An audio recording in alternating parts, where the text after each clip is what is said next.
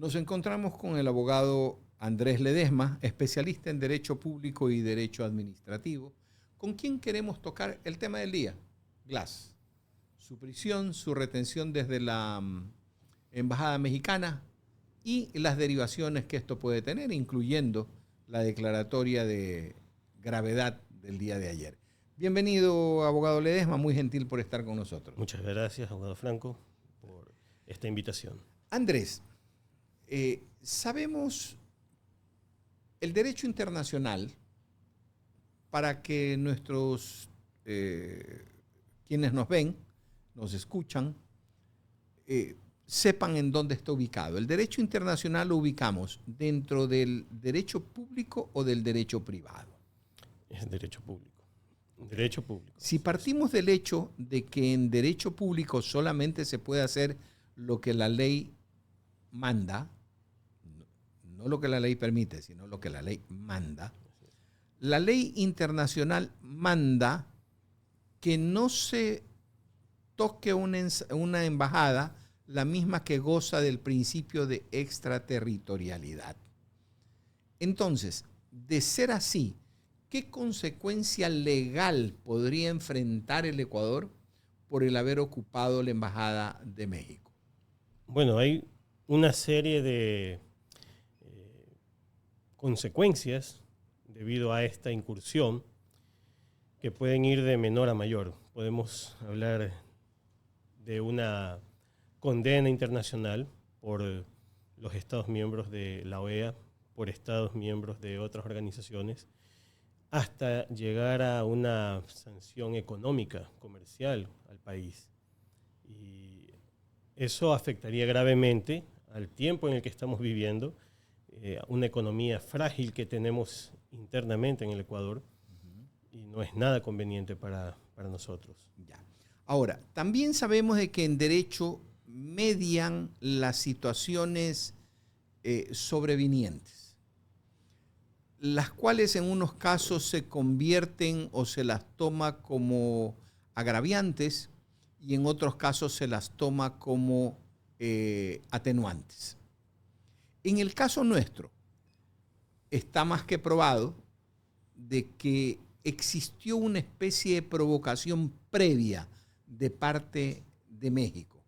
¿De qué manera esta provocación previa, esto es el haber recibido un prófugo, el haberse negado a entregarlo, el haberlo declarado protegido como refugiado, etcétera, de qué manera estas circunstancias pueden generar un impacto favorable sobre lo que hizo el Ecuador?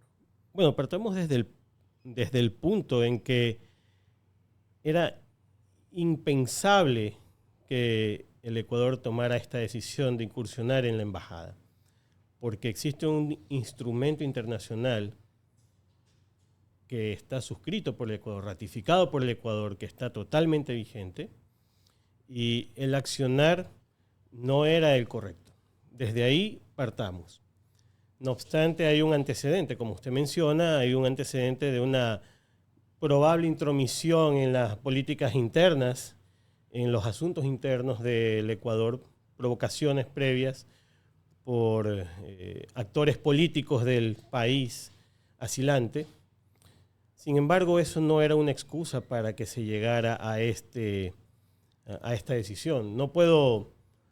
Si estamos en este plano, entonces, bueno, dejemos todo, volvamos a la época rupestre y seamos otra vez salvajes. No podemos hacerlo. Ahora, perdón. claro, sí, continúe.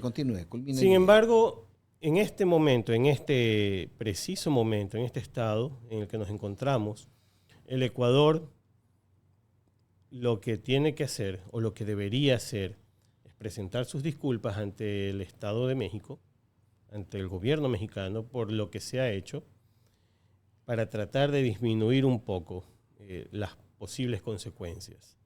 No obstante, ellos tendrán que defender, quienes están encargados en el servicio diplomático de defender el accionar que se ha llevado a cabo, tendrán que explicar y exponer todo esto que se menciona. La previa intromisión, la provocación previa, la negativa de entrega, la omisión de conocimiento de la condición del señor Glass cuando ingresa a la embajada, que era un hombre con una condena que pesaba.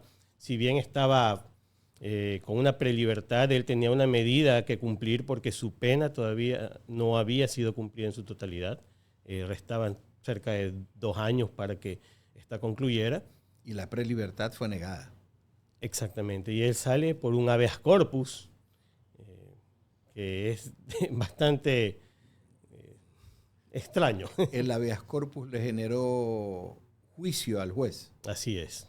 Ya por una mala decisión.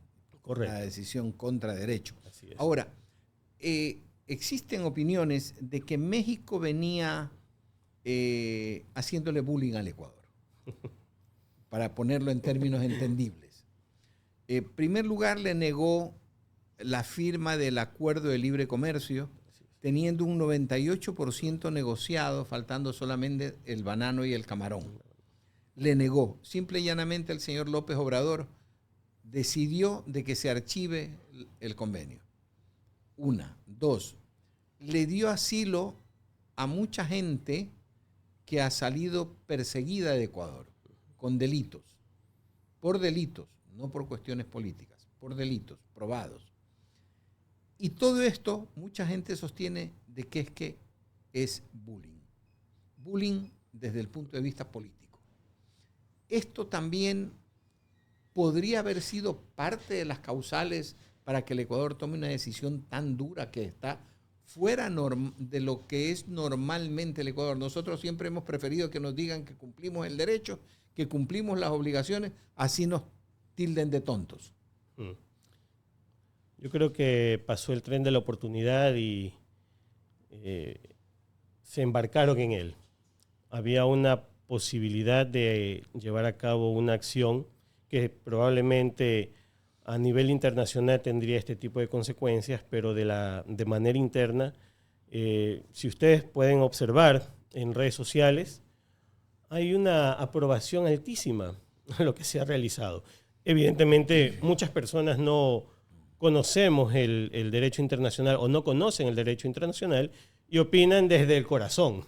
Claro. Opinan desde el corazón, pero hay una aprobación al accionar. Es probable que esto haya sido una oportunidad para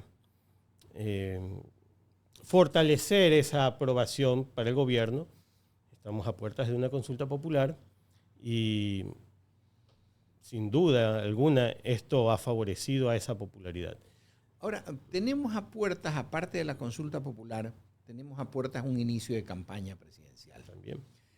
¿Esto podría ser también un antecedente de acción dentro de esa campaña presidencial? Sin duda.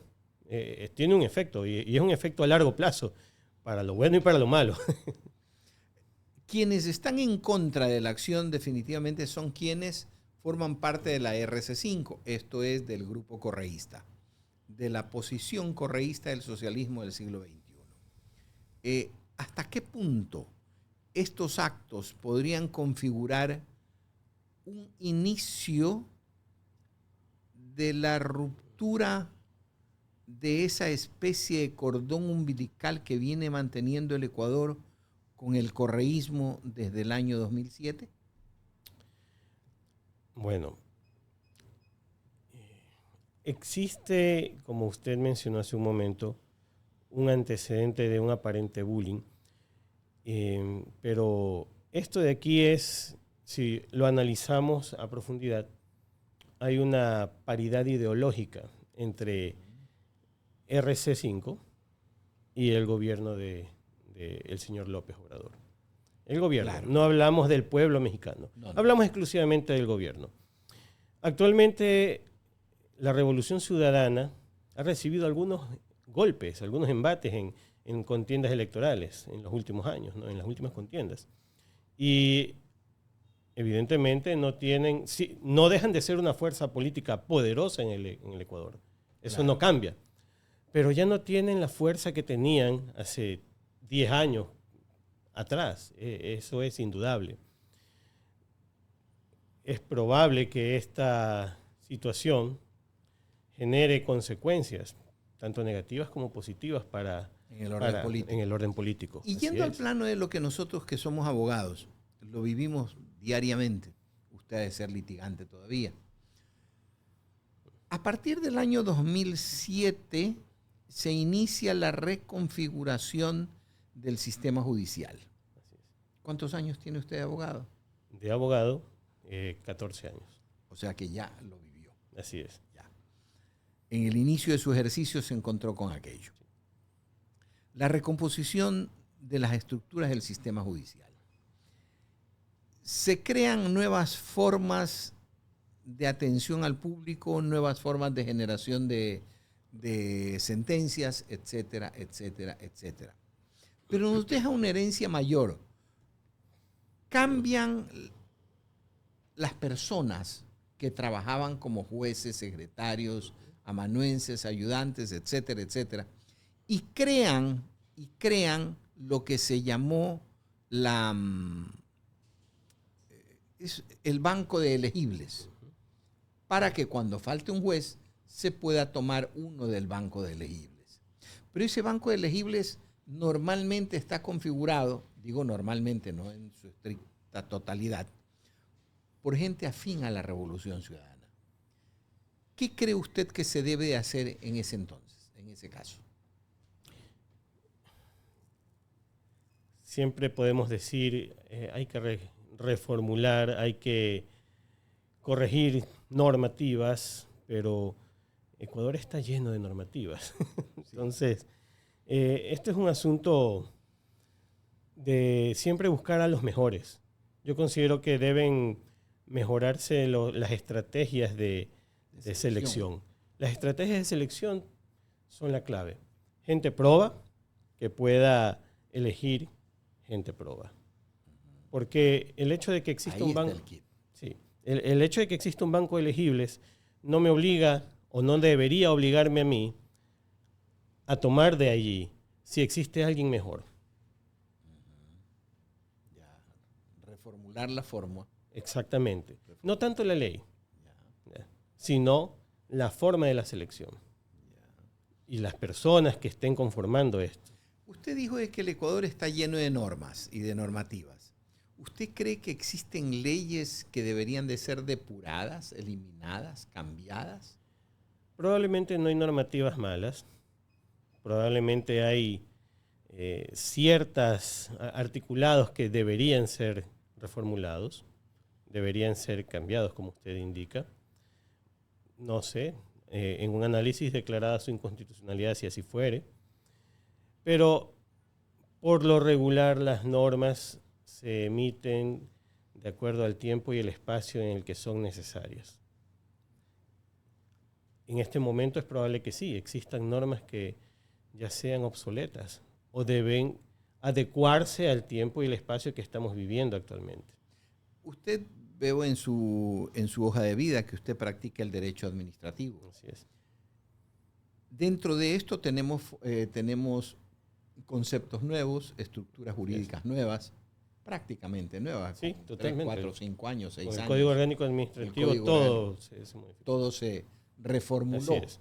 Y si a esto le añadimos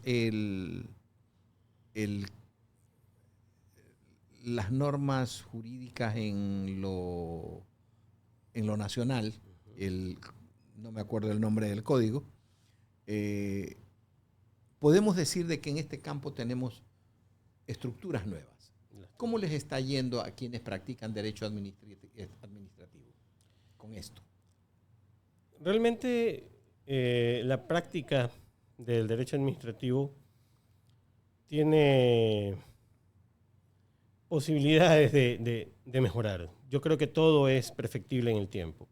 Sin embargo, actualmente, con estas normativas que están en vigencia, se ha tratado de abarcar la mayoría de situaciones o condiciones que existen.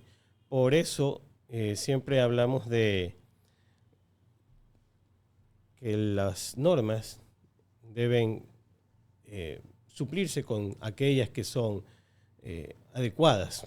Para el Código Orgánico Administrativo y su ejercicio, recordemos que tenemos el Código Orgánico General de Procesos, que es una norma vigente con la que se ejerce el derecho administrativo también. Y aparte, a propósito del Código Orgánico del Código Orgánico de Procesos, antiguamente teníamos pues el Código de Derecho Procesal, el Código Procesal, ¿no?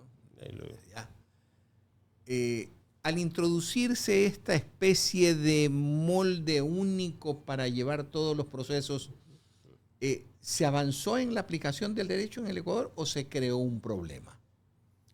Porque cada modalidad, cada campo del derecho tiene sus especificidades. Así es. Por ejemplo, en el derecho penal, perfecto, lo manejan los fiscales, lo maneja el juez, las medidas preventivas, urgentes, etc. Pero existe algo que se llama derecho penal tributario.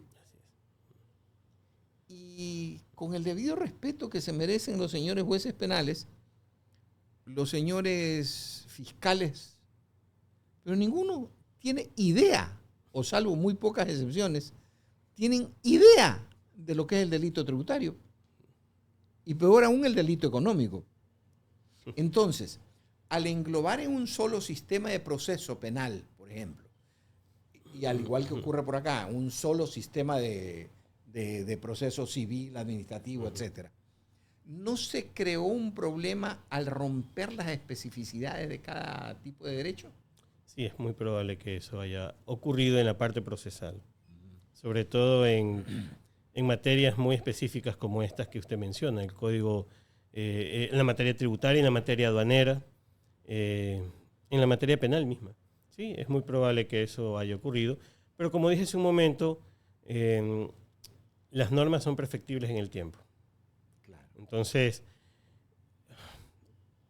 hay que tomar en consideración que de donde se produce la normativa, que es la Asamblea, no todos tienen el conocimiento del derecho.